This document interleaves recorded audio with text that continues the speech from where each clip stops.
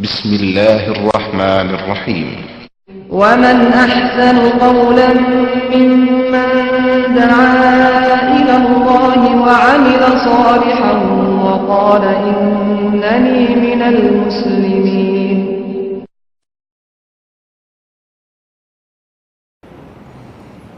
الحمد لله نحمده ونستعينه ونستغفره ونعوذ بالله من شرور أنفسنا ومن سيئات أعمالنا من يهده الله فلا مضل له ومن يضلل فلا هادي له وأشهد أن لا إله إلا الله وحده لا شريك له وأشهد أن محمدا عبده ورسوله. أما بعد فإن خير الحديث كتاب الله وخير الهدي هدي محمد صلى الله عليه وسلم وشر الأمور محدثاتها وكل محدثة بدعة وكل بدعة ضلالة وكل ضلالة في النار. رب اشرح لي صدري ويسر لي أمري واحلل عقدة من لساني يفقهوا قولي. رب أعوذ بك من همزات الشياطين وأعوذ بك رب أن يحضرون. بسم الله الرحمن الرحيم. عن البراء بن عازب قال سئل رسول الله صلى الله عليه وسلم عن الصلاة في مبارك الإبل فقال لا تصلوا في مبارك الإبل فإنها من الشياطين. وسئل عن الصلاة في مرابض الغنم فقال صلوا فيها فإنها بركة. گزشتہ درس میں یہ بات چل رہی تھی کہ وہ کون کون سے مقامات اور اسی طرح وہ کون کون سے اوقات ہیں جن میں نماز پڑھنا صحیح نہیں ہے. اور ان مقامات میں سے ایک مقام خاص طور پر یہ تھا کہ قبرستان میں نماز نہ پڑھی جائے، قبر کی طرف منہ کر کے نماز نہ پڑھی جائے، قبر پر نماز نہ پڑھی جائے. جس مسجد میں قبر ہو اس میں نماز نہ پڑھی جائے، اور مسجد اگر کسی قبرستان میں ہو تو اس میں بھی نماز پڑھنا مکروہ ہے، جائز نہیں ہے. ابھی جو میں نے حدیث پڑھی ہے اس میں حضرت براء ابن عازب رضی اللہ تعالیٰ عنہ نے نبی اکرم صلی اللہ علیہ وسلم سے ایک اور ایسا مقام بیان فرمایا ہے جس میں نماز پڑھنا جائز نہیں ہے. وہ کہتے ہیں سئل رسول اللہ صلی اللہ علیہ وسلم عن الصلاة فی مبارک الابل. نبی صلی اللہ علیہ وسلم سے پوچھا گیا کہ کیا اونٹوں کے بارے میں ہم نماز پڑھ سکتے ہیں؟ تو آپ نے ارشاد فرمایا لا تصلوا فی مبارک الابل، اونٹوں کے باروں میں نماز نہ پڑھو. اور آگے سبب بیان کر دیا کہ اونٹوں کے بارے میں نماز کیوں نہ پڑھی جائے. تو آپ نے ارشاد فرمایا فإنها من الشیاطین، یہ اونٹ شیطانوں میں سے، اونٹ میں شیطان کی فطرت پائی جاتی ہے، شیطانی پائی جاتی ہے، لہذا اونٹ کے بارے میں نماز نہ پڑھو. وسئل عن الصلاة فی مرابض الغنم، اور جب آپ سے پوچھا گیا کہ کیا بھیڑ بکریاں ان کے بارے میں نماز پڑھ لیں؟ فقال صلوا فیہا، اس میں نماز پڑھ لو، فإنہا برکہ، یہ بھیڑ بکریاں تو باعث برکت ہیں. اب اندازہ کریں کہ اونٹ بھی حلال ہیں، ان کا دودھ بھی حلال ہے، ان کا گوشت بھی حلال، بھیڑ بکریاں گوشت بھی حلال، دودھ بھی حلال، لیکن دونوں کے باروں میں نبی صلی اللہ علیہ وسلم نے فرق کر دیا. بھیڑ بکریاں ہیں تو فرمایا پڑھو، فإنہا برکہ، یہ تو برکت ہیں. اب برکت واضح ہے، ان سے کسی قسم کا کوئی خطرہ، کوئی خدشہ نہیں ہے. چھوٹا سا جانور ہے، دودھ دیتا ہے، بچے دیتا ہے، گوشت حلال ہے. لیکن اس کے برعکس جب اونٹ کی باری آئی تو فرمایا کہ اس کے بارے میں نماز نہ پڑھو، فإنہا من الشیاطین، کیونکہ یہ اونٹ شیطانوں میں سے ہے. عرب چونکہ اونٹ پالتے ہیں، عربوں میں اونٹ معروف ہیں، ایک ایک آدمی کے سینکڑوں اونٹ، بڑے بڑے گلے. ان میں اونٹ کی عادات، اونٹ کی فطرت معروف ہے، اور نبی اکرم صلی اللہ علیہ وسلم نے اونٹ تو نہیں پالے، بھیڑ بکریاں چرائیں، لیکن عرب ہونے کی حیثیت سے آپ کو اونٹوں کی فطرت کا علم تھا، اور پھر فطرتی امور معلوم تھے یا نہیں تھے، نبی صلی اللہ علیہ وسلم کی زبان مبارک سے نکلنے والا ہر کلمہ برابر ہے، کیونکہ آپ اپنی مرضی سے تو بولتے ہی نہیں تھے۔ بھیڑوں بکریوں کے بارے میں آپ اپنی کوئی رائے دیں گے، اور وہ بھی نماز کے تعلق سے۔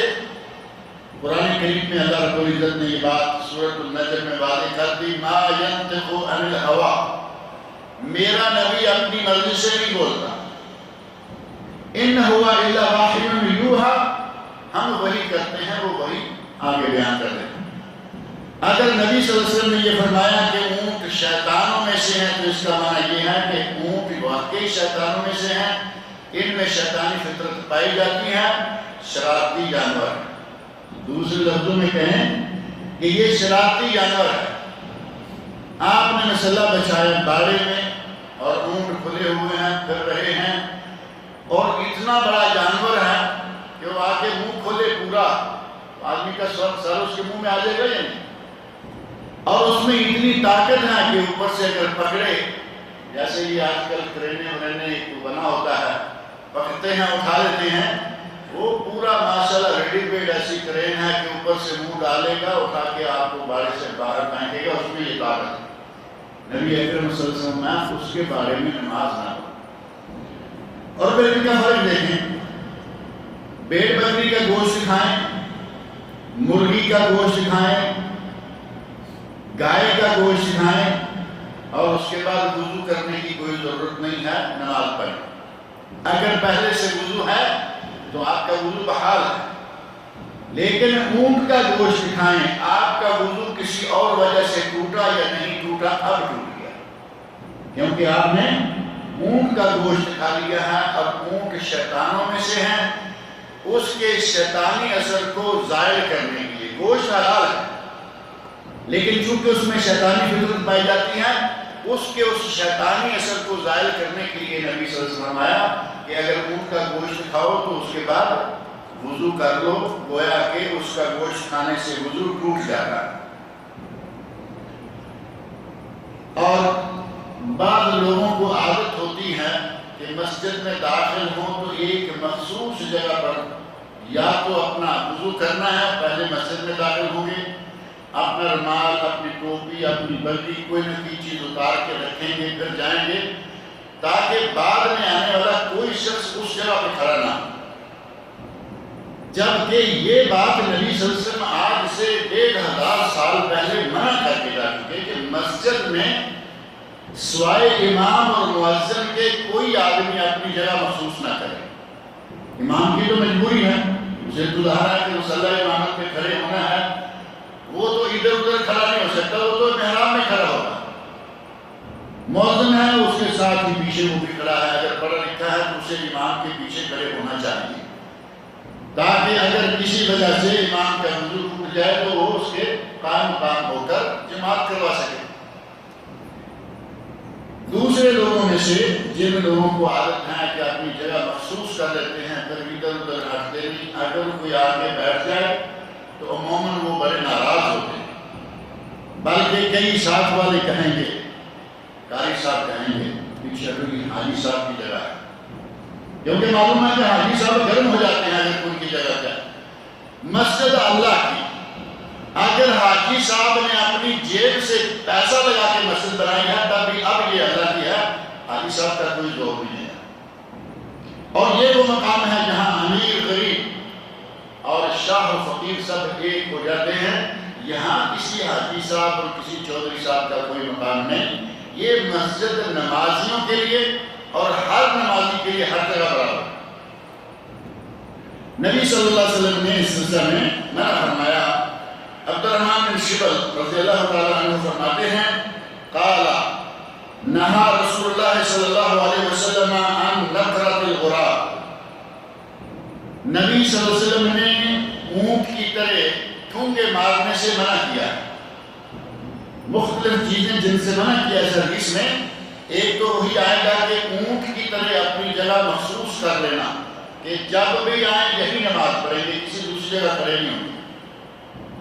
پہلی چیز ان میں سے بتائی جو مکروہ ہیں، ممنوع ہیں، وہ ہے نقرۃ الغراب۔ جس طرح کوا دانہ چنتا ہے یا کوا ٹھونگا مارتا ہے، بعض میں ہے کہ جس طرح مرغا دانہ چنتا ہے اس طرح سجدہ کرنا۔ اور یہ میرا خیال ہے سمجھنا اتنا مشکل معاملہ نہیں ہے۔ ہمارے بعض لوگ سجدہ اتنی تیزی سے کرتے ہیں وہ ایسے ہی لگتا ہے کہ جیسے مرغ نے 2 ٹھونگے مارے اور اڑ گیا، کھڑا ہو گیا اگلی رکعت کے لیے، مرغ ہو یا کوا ہو۔ نبی صلی اللہ علیہ وسلم نے اس ارشاد میں فرمایا نہا رسول اللہ صلی اللہ علیہ وسلم عن نقرۃ الغراب، نبی صلی اللہ علیہ وسلم نے کوے کی طرح ٹھونگے مارنے سے منع کیا۔ سجدہ کریں پورے اطمینان کے ساتھ، زمین پہ پیشانی لگے، زمین پہ ناک لگے، اور 7 اعضاء۔ نبی اکرم صلی اللہ علیہ وسلم کا ارشاد صحیح حدیث میں موجود ہے کہ مجھے حکم دیا گیا کہ میں 7 اعضاء پر سجدہ کروں، 2 ہاتھ، 2 گھٹنے، 2 پاؤں، 6 ہو گئے۔ اور آپ نے جب اپنی پیشانی مبارک کی طرف اشارہ کیا تو ساتھ ہی ناک کی طرف بھی اشارہ کر دیا کہ ناک اور پیشانی ایک ہیں، ان دونوں کو زمین پر رہنا چاہیے۔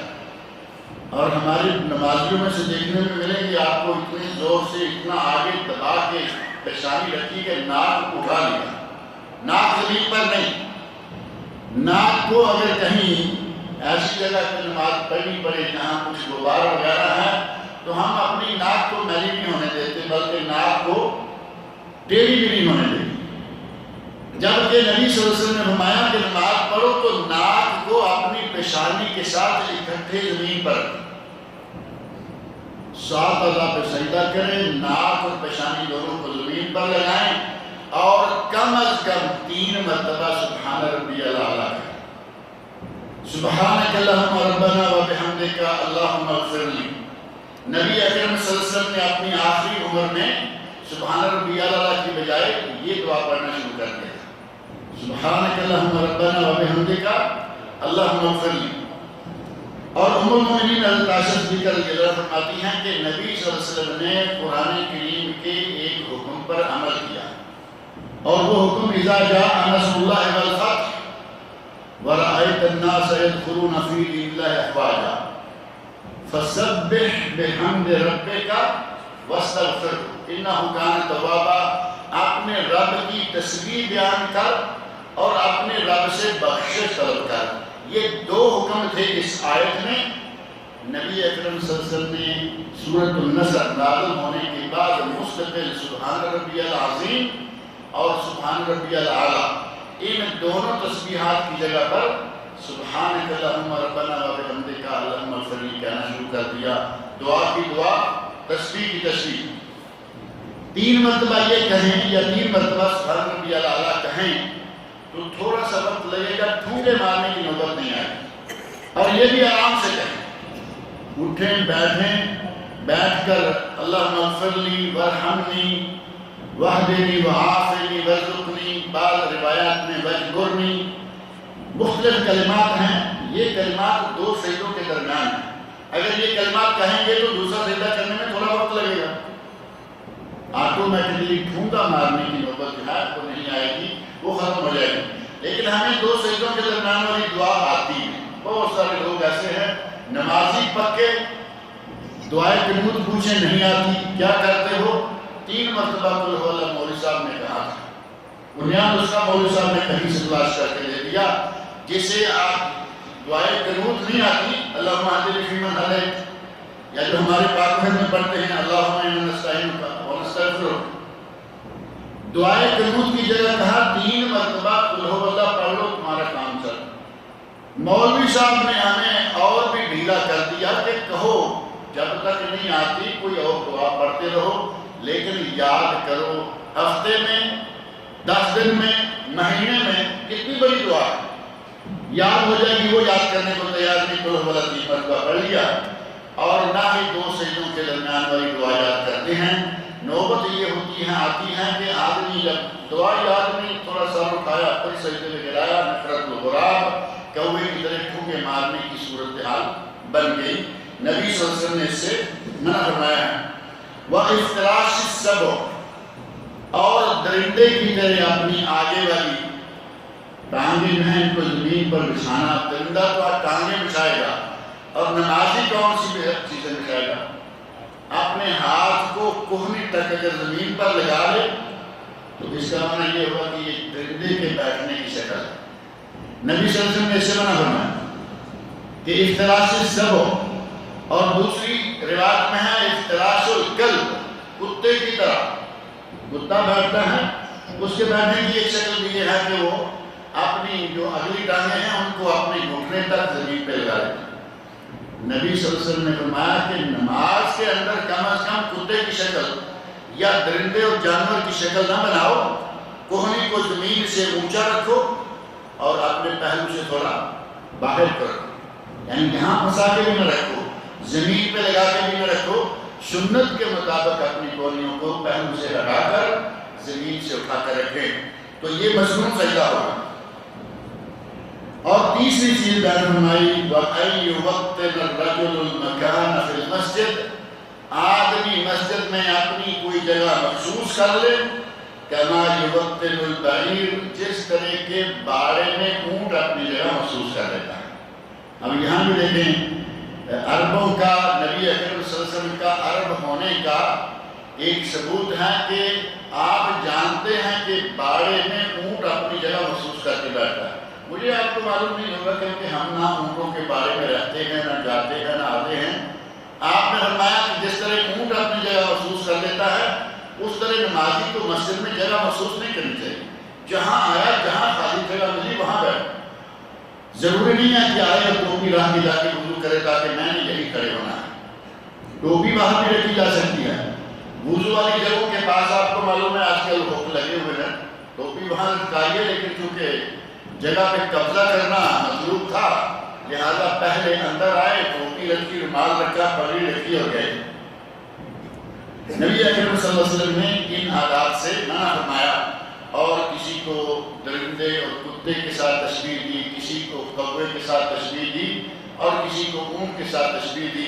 ان میں سے پہلے دو تو جانور ہی حرام ہیں۔ کوا حرام، سجدے کوے کی طرح کرنا، کیونکہ بعد میں جلدی جلدی ایک حرام جانور کے ساتھ مشابہت ہو جائے گی، اور اسی طرح درندہ بھی حرام۔ یہ آپ دیکھیں کہ کئی نمازی بڑی لاپرواہی سے آئے تھے، سجدہ کر رہا ہے اور اس طرح کوہنی تک اپنے بازو زمین پر رکھا ہوا ہے۔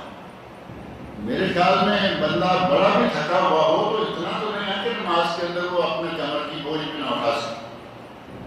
یہی ہو سکتا ہے کہ اپنے سارا بوجھ جو ہے اس نے پورے ہاتھوں کوہنیوں تک ڈالا ہوا ہے۔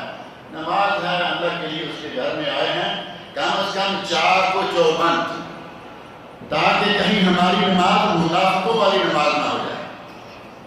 قرآن کریم میں اللہ نے فرمایا ہے وَإِذَا قَامُوا إِلَى الصَّلَاةِ قَامُوا كُسَالَىٰ، منافق جب نماز پڑھنے کے لیے اٹھ ہی جائیں تو سست، یعنی ڈھیلے، کیونکہ وہ دل سے تو نماز پڑھنا نہیں چاہتا، محض ایک لوگوں کی دیکھا دیکھی پڑھنے کے لیے آیا ہے۔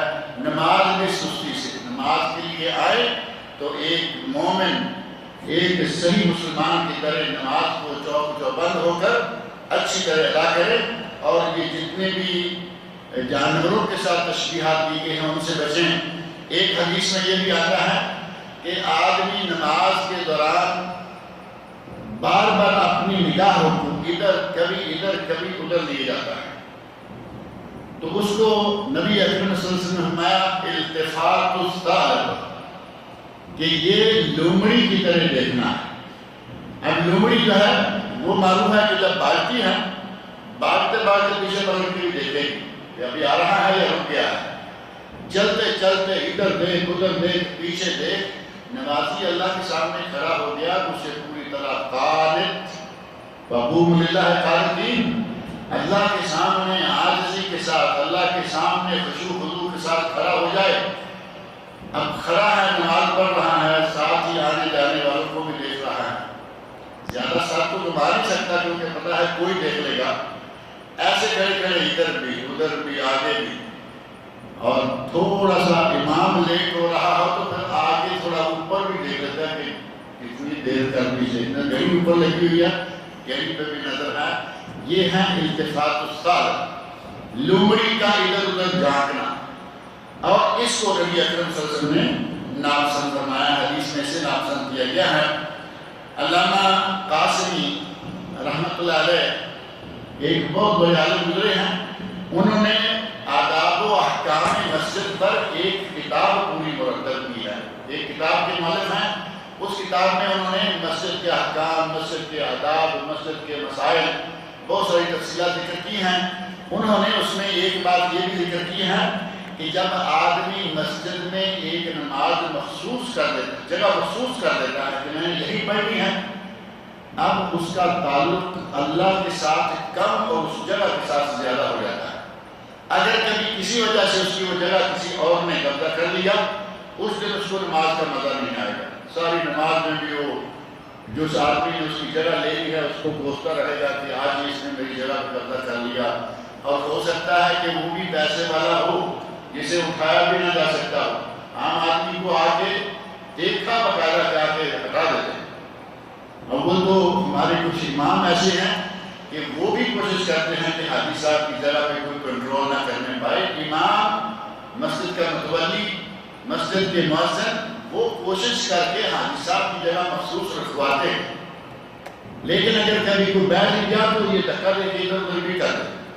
لیکن کبھی اگر ایسا ہے کہ جو آگے بیٹھ گیا وہ اس کے برابر کا ہے، وہ بھی حاجی صاحب ہے، اب اس کی جان پہ بنی رہتی ہیں، اس کو نماز کا کوئی مزہ نہیں آتا۔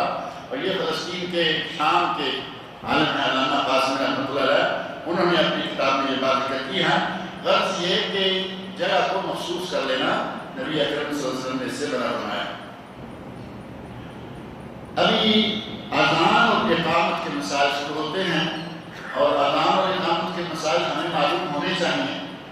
آپ کہہ سکتے ہیں کہ نہ تو ہمیں امامت کرانی ہے نہ ہمیں اذان کہنی ہے، تو ہمیں ان مسائل سے کیا معلوم ہونا چاہیے۔ کبھی کبھی کہیں راستے میں سے کہیں رک گئے، 4-6 لوگ ہیں، اذان کہیں، اقامت کہیں، جماعت کروائیں، آپ خطبہ دے سکیں یا نہ دے سکیں، کم از کم اقامت، اذان اور جماعت کروانا یہ ہر مسلمان کو آنا چاہیے۔ خطبہ پھر الگ بات ہے کہ اس کے لیے علماء کرام مخصوص ہوتے ہیں۔ ہمارے کسی بھی نوجوان کو کہیے آج مؤذن نہیں آیا ہوا، یہاں تو خیر سرکاری مؤذن ہوتے ہیں، آنا ہوتا ہے، مؤذن نہیں، اس کی جگہ پہ ایک آدمی موجود ہے۔ پاک و ہند میں ہماری مساجد میں مؤذن نہیں ہے، مؤذن بازار گیا ہوا ہے، سودا خریدنے گیا ہوا ہے، کسی کو کہا اٹھ کے کہا آؤ بھائی اذان کر، تو وہ جیت رہا ہے، اپنی اپنی جگہ پہ سکر رہا ہے، بھائی اذان کہہ دو، نہیں جی نہیں جی نہیں جی، کیوں اذان کہہ دو تو کہتا ہے کہ مجھے شرم آتی، اور کچھ نہیں کہے گا کہ مجھے شرم آتی۔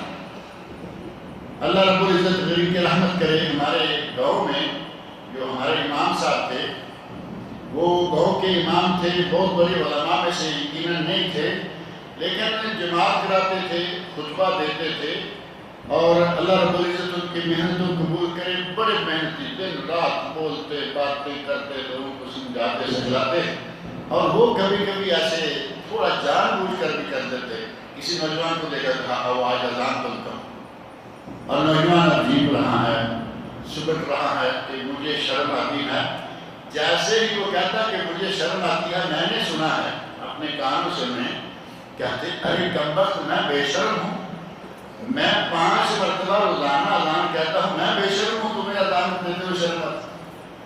تو ہمیں سیکھ لینی چاہیے، مسائل ہمیں علم ہونے چاہیے۔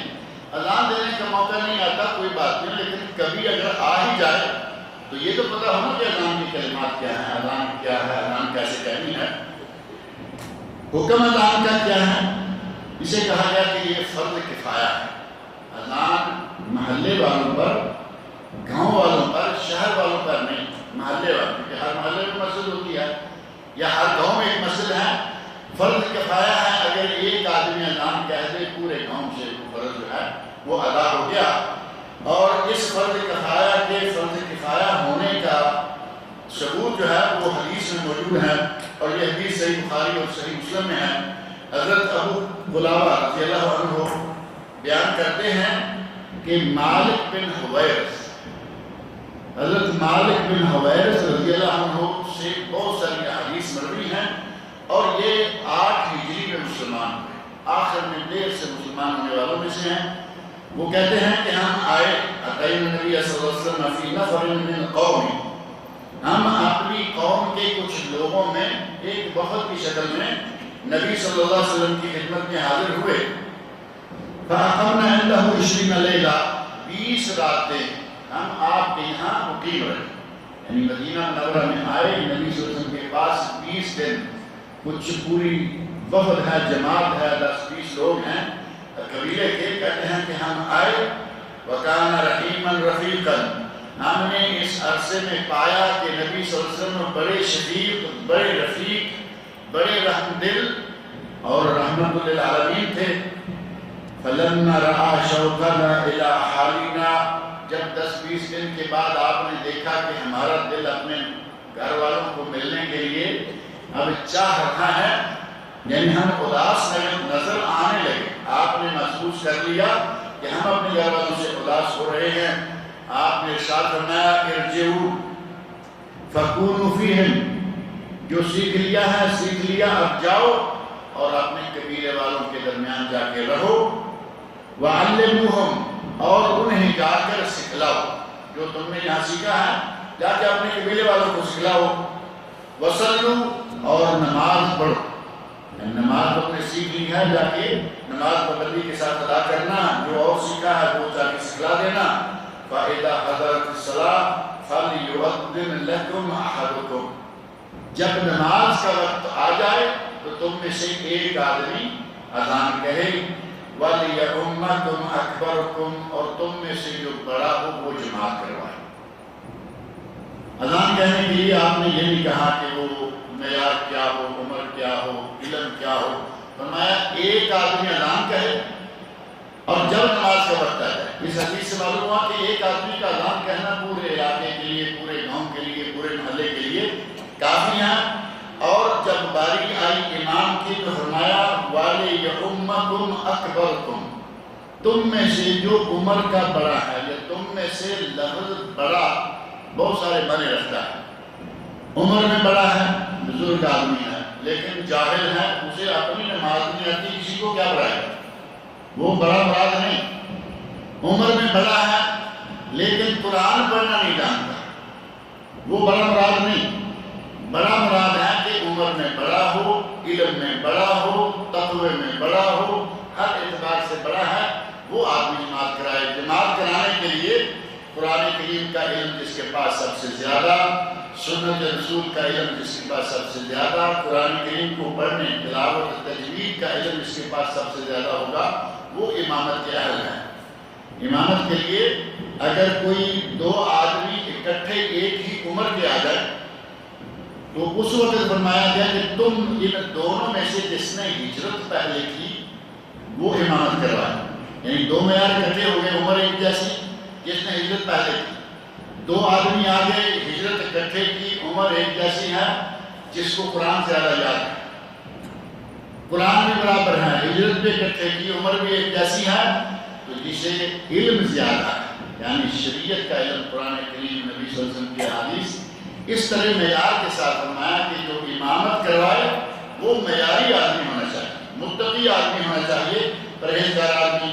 نماز تو ہر کسی کے پیچھے ہو جاتی ہے، ہم جب سفر میں نکلتے ہیں، راستے میں مسجدیں آئیں، دیکھا اکثر جماعت کری، نماز پڑھی، گئے، پتہ ہی نہیں کس نے جماعت کرائی۔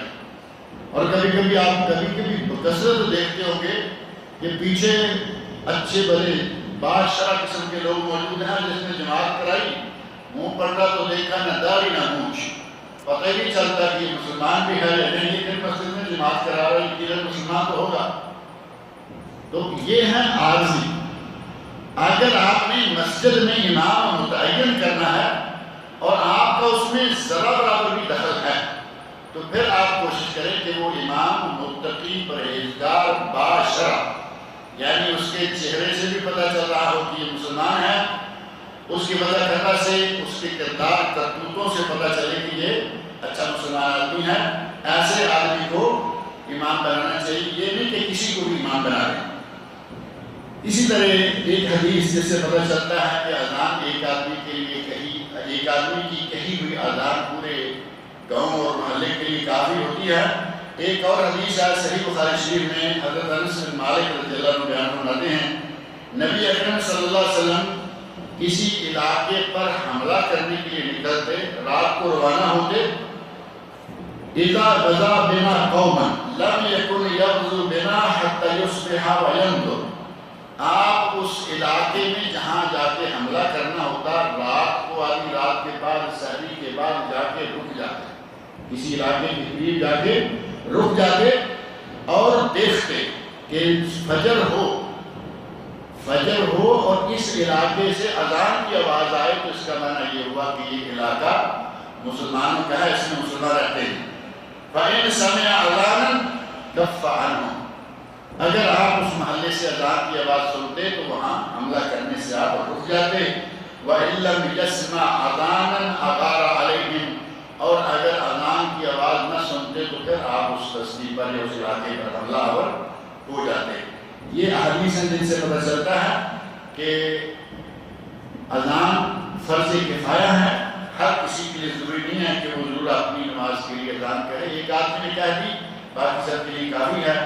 اس اذان دینے کی فضیلت بھی بہت ہے. صرف ایک حدیث جو فضیلت سے تعلق رکھتی ہے وہ حضرت معاویہ رضی اللہ عنہ سے مروی ہے. کہتے ہیں ان المؤذنین اطول الناس اعناقا یوم القیامہ. مؤذن قیامت کے دن سب سے زیادہ لمبی گردنوں والے ہوں گے.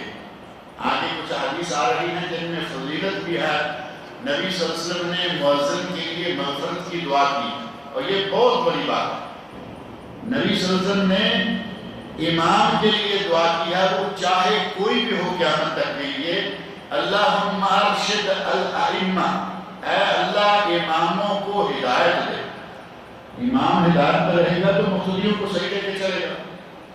اور جب باری آئی مؤذنوں کی تو کہا اللہم اغفر المؤذنین، مؤذنین جو ہیں ان کی مغفرت فرما، ان کو بخش دے. ان کے لیے یہ دعا کرو، ان کے لیے وہ دعا کرو جو کہ وہ آگے آ رہی ہے، اس کی تفصیل انشاءاللہ ذکر کریں گے. اس حدیث میں فرمایا ان المؤذنین اطول الناس اعناقا یوم القیامہ. قیامت کے دن مؤذن لمبی گردنوں والے ہوں گے. لمبی گردن والا ہونا فضیلت کا سبب ہے یا نہیں؟ دنیا میں ہمارے یہاں شاعری سے اگر تھوڑا بہت کسی کا تعلق ہو یا شاعری سے نہ صحیح عام ادب سے تعلق ہو تو لمبی گردن والا ہونا حسن کی علامت شمار ہوتا ہے. آدمی ہے، مرد ہے، گردن کندھوں کے اندر تھکی ہوئی ہے تو اس کی شکل اور ہوگی، اور گردن اگر الگ ہے، سر اوپر الگ ہے، آدمی مرد ہو عورت ہو، خوبصورت شمار کیا جاتا ہے. قیامت کے دن مؤذن لوگوں کو اللہ تعالیٰ دوسروں کی نسبت لمبی گردن عطا کرے گا. اس کا معنی یہ ہوا کہ ایک تو وہ اذان دیتے ہیں اور اذان دینے کے نتیجہ میں یہ برکت حاصل ہوگی کہ اہل جنت میں سے بھی یہ لوگ خوبصورت ہوں گے. لمبی گردنوں کا معنی اللہ تعالیٰ ان کو حسن عطا کرے گا. اس کے علاوہ بہت سارے فائدے ہیں، وہ انشاءاللہ بعد میں ذکر کریں گے. اللہ رب العزت سے دعا ہے کہ وہ مجھے اور آپ سب لوگوں کو نبی اکرم صلی اللہ علیہ وسلم کے ارشادات پڑھنے سننے سمجھنے اور ان پر عمل کرنے کی توفیق عطا فرمائے. ایک سوال تو کسی نے نہیں دیا لیکن کہا ہے زبانی کہ آج کل ڈاکٹر ذاکر نائک کے بارے میں بہت لیب ہو رہی ہے. آپ سن رہے ہیں ریڈیو، ٹیلی ویژن، اخبار، پورا میڈیا، جس میڈیا میں جو چیز بھی آ سکتی ہے اس میں دونوں طرح کی رائے آ رہی ہے. کچھ لوگ ان کے خلاف ہیں، کہہ رہے ہیں کہ ٹھیک ہو رہا ہے، اسے پکڑا جائے. میں نے ایک کلپ دیکھا، اس کے پیچھے بہت بڑا بورڈ لگا ہوا ہے، مولوی صاحب ہیں، مہندی والی داڑھی ہے، خوبصورت داڑھی ہے، اچھا لباس، لیکن مجھے باتیں بڑی ناپسند لگی. بڑے زور شور سے وہ ڈاکٹر ذاکر نائک کے خلاف کہہ رہے ہیں. اور یہ کون ہیں، کہاں ہیں، وہ بورڈ جو ہے اس سے پتہ چلتا ہے. بورڈ لکھا ہوا ہے رضا اکیڈمی، اور رضا اکیڈمی والے مولانا احمد رضا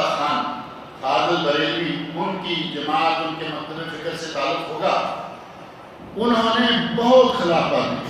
ایک ہندو خبر پڑھ رہا ہے، یہاں ان کو ایک فریم بنا کے مولوی صاحب کو بٹھایا ہوا، وہ ان کے خلاف بولے چلے جا رہے ہیں اور اس خبریں پڑھنے والے کی آواز بند کر رہے ہیں.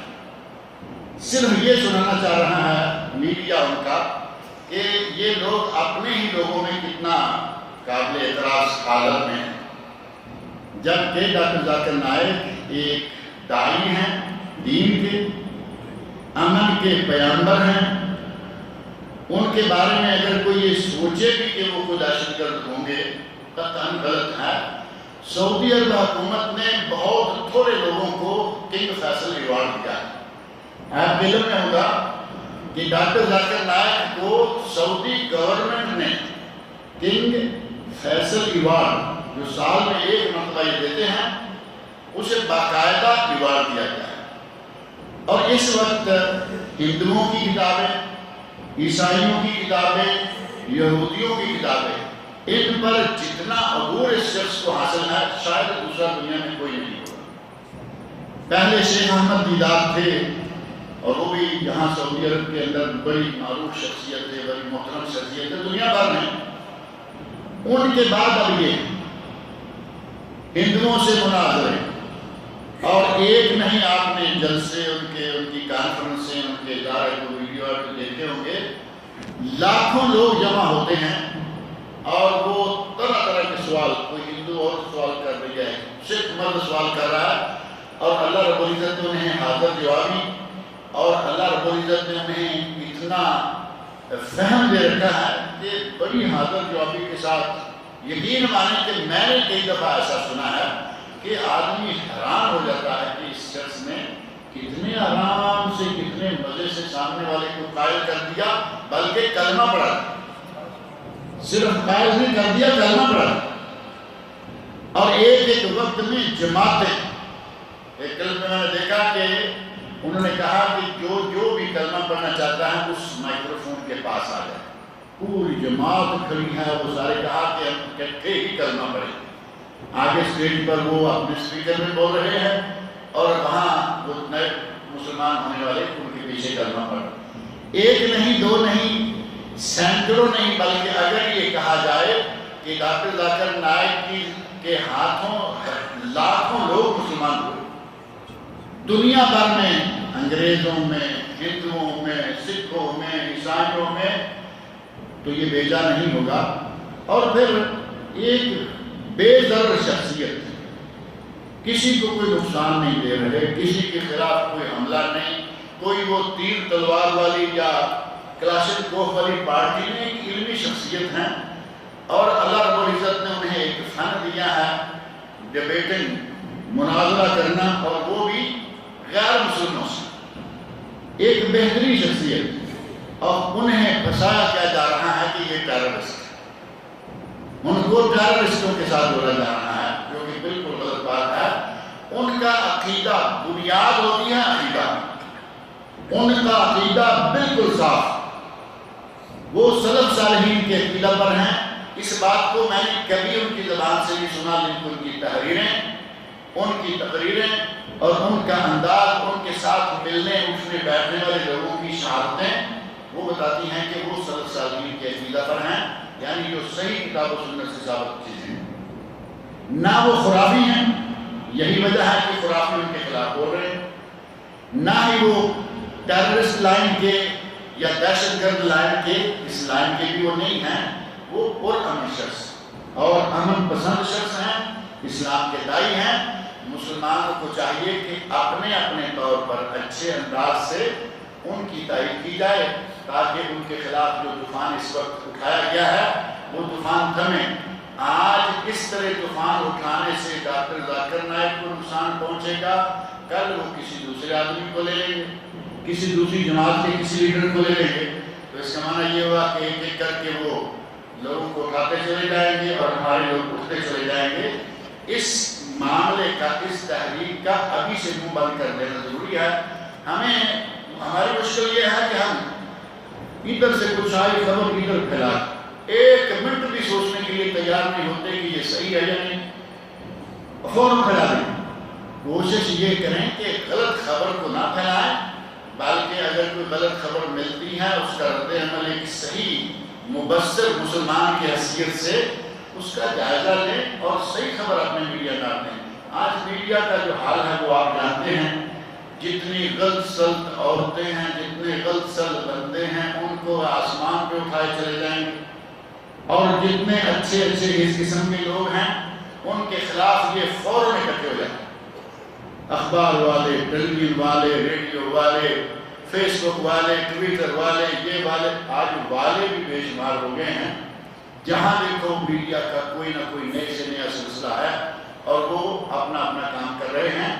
ہمیں چاہیے کہ ان کی تائید کریں اور ان کے خلاف جو پروپیگنڈا کیا جا رہا ہے اس کے راستے میں جتنا ہو سکے اپنی طرف سے ایک دیوار کھڑی کریں۔